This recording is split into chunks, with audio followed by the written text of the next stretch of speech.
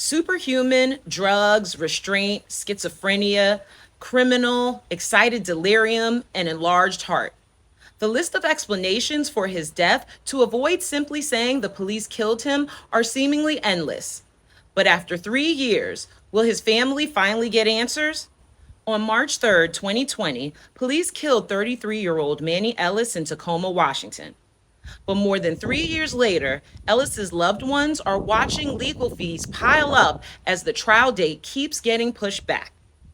The prosecution and defense filed over 100 pages of motions arguing whether or not Ellis's prior arrests, mental health history, and drug use should be excluded from court. Why? According to Ellis's family, he lived with depression, schizophrenia, and methamphetamine addiction. The officer's defense wants to use that to explain his death and how he demonstrated superhuman strength.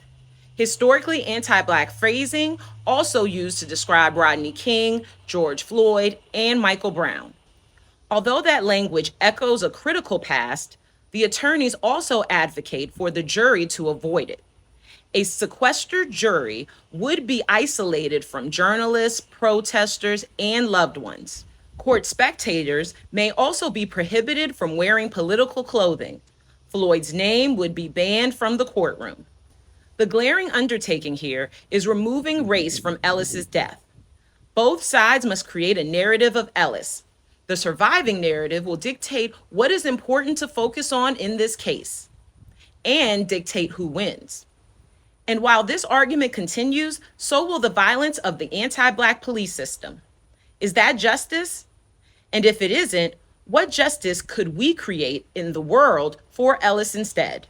We all know schools aren't teaching Black history correctly. That's why PushBlack is so important. Will you support truthful, accurate, empowering Black history content with a donation? Click the link in our bio to donate now.